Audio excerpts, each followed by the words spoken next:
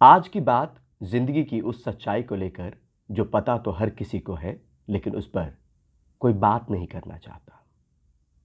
भला कौन जीते जी मौत के बारे में सोचता है? कौन अंत समय को दिमाग में लाना चाहता है? आज की बात इसी पर, क्यों, वो भी विस्तार से बताएंगे। नमस्कार, मैं परिमल कुमार। ये खबर इसलिए और अपने आप में कड़वी खबर, ताकि चैन से जिंदगी की अंतिम सांसें आप ले सकें, हम ले सकें, पेन सफरिंग से बच सकें।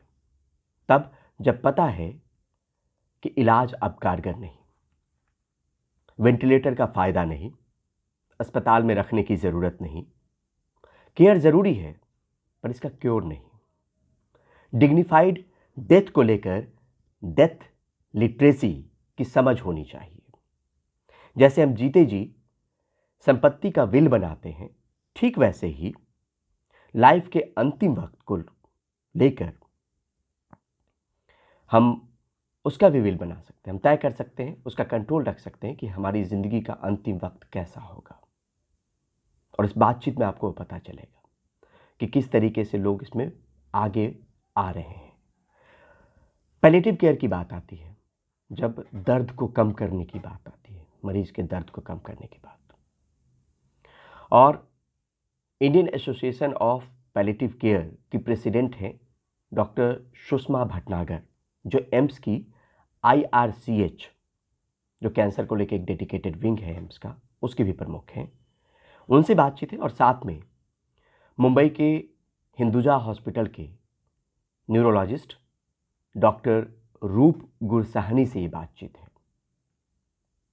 ये बातचीत उस प्रावधान को लेकर है जिसे हमें जानने की ज़रूरत है, जिसे समझने की ज़रूरत है, और वो है एडवांस मेडिकल डायरेक्टिव। इसलिए ज़रूरी है क्योंकि परिवार पिसता चला जाता है, मरीज परेशान होता रहता है, उसकी सफरिंग बढ़ते रहती है। उसकी सफरिंग को कैसे कम किया जा सके और एक मरीज अपने अंतिम वक्त को अपने कंट्रोल में कैसे रख सके, इसी पर यह पूरी बातचीत है। सुनिएगा। इसमें ये समझना चाह रहे हैं कि जिस तरीके से ज़िंदगी में जीवन रहते हुए आप विल बनाते हैं अपने प्रॉपर्टी का, अपनी चीज़ों का, कुछ वैसा ही विल हमको अपनी लाइफ का बनाना है जी। अपनी लाइफ के बारे में भी कंट्रोल अपने पास होना चाहिए। अपना जन्म का कंट्रोल है, अपने कैरियर का कंट्रोल है, अपने फैमिली का कंट्रोल है। अब हमको अपना एंड का भी कंट्रोल करना चाहिए। सब कुछ ऐसे नहीं छोड़ देना चाहिए कि अपन बेहोश होकर अस्पताल में आए, फिर जो मर्जी आए करें, डॉक्टर करें, घर वाले जो भी चाहे वेंटिलेटर पे डलवा दें, ICU में डलवा दें, बट हमें कंट्रोल करना चाहिए और डिग्निफाइड एंड के लिए हमको अचीव करना चाहिए। तो इसको लेकर मकसद क्या है मैम कि अंतिम वक्त में बहुत ज़्यादा कष्ट नहीं हो, रिसोर्सेज ज़्यादा सफरिंग नहीं बढ़े। रिसोर्सेज की बिल्कुल बात नहीं, बट एंड में हम नहीं चाहते कि कोई भी सफ़र होके जाए, क्योंकि हम उनकी सफरिंग को बढ़ा देते हैं जब हमारे को पता होता है कि ये सर्वाइव नहीं, एंड इज़ इनएविटेबल है। जी, ठीक है। डेथ लिटरेसी की बात हुई मैम। डेथ लिटरेसी का मतलब था कि हम डेथ के बारे में लोगों को ज्ञान दें, एंड के बारे में। मैं पैलिएटिव मेडिसिन और ये एडवांस मेडिकल डायरेक्टिव्स के संदर्भ में बात कर रहा हूँ। जी सर, क्या कहेंगे इसके पीछे? बहुत पुराने समय से थॉट रहा होगा, थोड़ा सा पब्लिक को बताएं कॉमन भाषा में कि ये ज़रूरत क्यों पड़ रही है। ये मुझे ऑलमोस्ट एक 8 साल पहले ये ऐसा महसूस हुआ। मैं उस वक्त 56 था, 56, और मुझे ऐसा लगा कि कभी ना कभी तो सबको जाना होता है। और उस वक्त क्योंकि मैं अरुणा शानबाग के केस से ये इशू में इन्वॉल्व था, तो मुझे ये मालूम था कि उस वक्त हमारे जो कायदे हैं वो मुझे मेरी आखिरी दिनों की कंट्रोल नहीं देने वाले हैं। और वही इच्छा थी कि कभी ना कभी ये सिचुएशन बदल जाए और ये कंट्रोल हर एक इंडिविजुअल के पास आए, कि अपने आखिरी दिनों का कंट्रोल खुद रखें। जब हम खुद बोल नहीं सकते, अपनी इच्छा नहीं बता सकते हैं, और ये आज के तारीख में अब हो गया है, पॉसिबल है। एग्जाम्पल के तौर पे, अगर कुछ एक उदाहरण के तौर पे अगर लोगों को बता पाएँ कि क्या स्थिति रहती है और किस स्थिति में अंतिम वक्त में आपने मरीजों को देखा है, और ये शुरुआत में 18 की उम्र है तभी ये फैसला लेना चाहिए? सो मेरी एक फ्रेंड है, मित्र है, आई मीन शी इज़ अभी 32 साल की है और अकेली है and she is very clear. तो उसने अपना ये डायरेक्टिव पूरा बना के रख दिया। उसमें ये लिखा है कि अगर ऐसा सिचुएशन हो कि मेरी सर्वाइवल अच्छे कंडीशन में ना हो, मेरे ब्रेन को कोई किसी किस्म का डैमेज हो, तो मेरे ऑर्गन्स जैसे भी हों शुड बी रिट्रीव्ड। एक वो सिचुएशन है। फिर दूसरी एक पेशेंट है जिसने तय कर लिया है कि उसकी बहन जो थी उसको बहुत बुरा ब्रेन हेमरेज हुआ, उसने उसकी सफरिंग देखी, तो उसने तय कर लिया कि, और उसको जब खुद को हार्ट अटैक हुआ तो उसने तय कर लिया कि अगर मेरी सिचुएशन वैसे कभी हो कि मुझे वेंटिलेटर पर जाना पड़े तो मुझे छोड़ दिया जाए। अभी तक तो वैसा कुछ हुआ नहीं है, बट ठीक है, उसने उतना लिख के रखा है। फिर एक और पेशेंट था विच वॉज थोड़ा इंटरेस्टिंग था। वो लगभग 82 साल का था जब ये बात हुई। उसको क्रॉनिक ऑब्स्ट्रक्टिव लंग डिजीज़ था, यानी ब्रीदिंग का प्रॉब्लम, ऑक्सीजन लग रहा था और ऑक्सीजन कंटिन्यूस लगने लग गया। पल्मोनोलॉजिस्ट ने कहा कि हो सकता है 6 महीने 1 साल रहे, और दूसरी तरफ ये था कि उसकी ग्रैंडडॉटर की शादी 1 साल बाद होनी थी, तो ये कैसे करें। तो उसने जो विल बनाया उसमें क्लियरली लिखा गया कि अगर ये साल भर में मुझे कोई इमरजेंसी होती है, जैसे मुझे अगर वेंटिलेटर पर जाना पड़ता है तो मुझे वेंटिलेटर पर डाल दीजिए, लेकिन मैक्सिमम 5 दिन के लिए। अच्छा, 5 दिन के बाद अगर मैं वेंटिलेटर से नहीं छूट रहा हूँ तो मुझे छोड़ दीजिए। और दूसरा भी, अगर मेरा हार्ट कभी भी बंद हो जाता है ये पीरियड में तो मुझे जगाना मत, मुझे जाने देना। हुआ ऐसे कि साल निकल गया, शादी हो गई, फिर उसके बाद चल वैसे।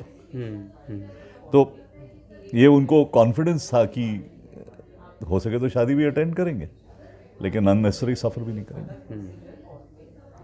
मतलब आदमी खुद सफ़र ना करे अपने अंतिम वक्त बस। में। जो डेथ लिटरेसी है, अगर उसको कॉमन भाषा में अगर लोगों को बस ये हमारे को डॉक्टर्स के लिए एक रिस्पॉन्सिबिलिटी है कि जब बीमारी क्योर के आगे निकल जाती है कि हम उसको ठीक नहीं कर सकते हैं, तो पेशेंट को वो बताना ज़रूरी है।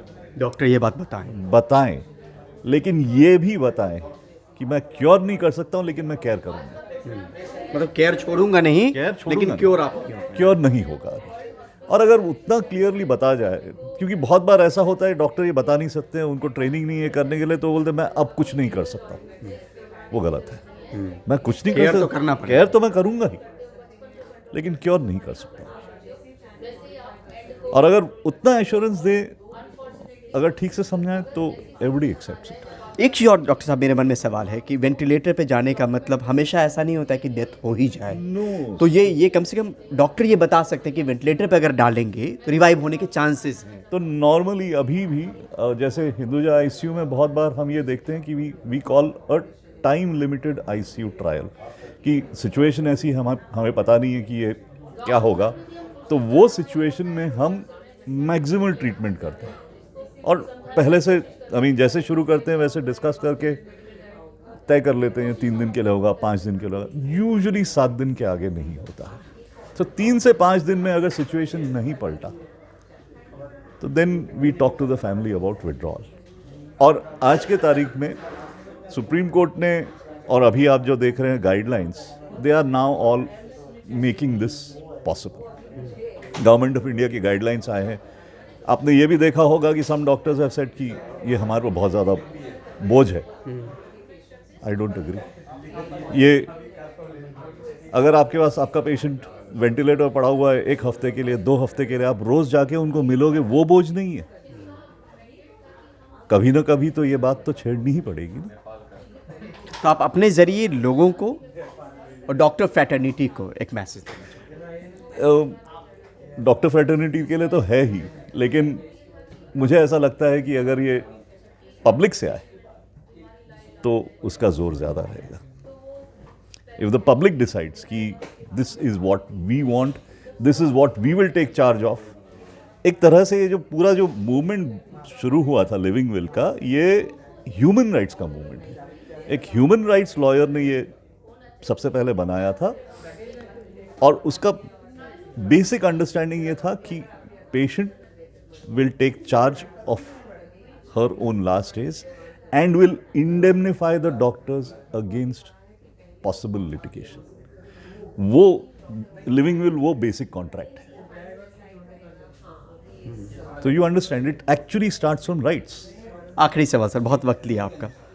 अंत में बात ख़त्म करते समय पब्लिक को क्या कहना चाहेंगे जो लोग ये कार्यक्रम सुने? उनके घर में बड़े बुजुर्ग होंगे या कोई जवान भी होगा, उनको क्या मैसेज आप मोटे तौर पे देना चाहते हैं? मरना तो सबको है, हाँ? लेकिन ने बता भी दिया है कि या अपनी मौत अपने कंट्रोल में हो, अगर आप ये चाहते हो तो ये डॉक्यूमेंट बनाना ज़रूरी है। कहीं से डॉक्यूमेंट डाउनलोड करना है या सिर्फ कॉमन पेपर पे? सो वो तो अगर आप विधि लीगल या पैलियम इंडिया वेबसाइट पर जाओगे या Indian association of palliative care website पर जाओगे और लिविंग विल लिखोगे तो आपको इमीडिएटली मिल जाएगा।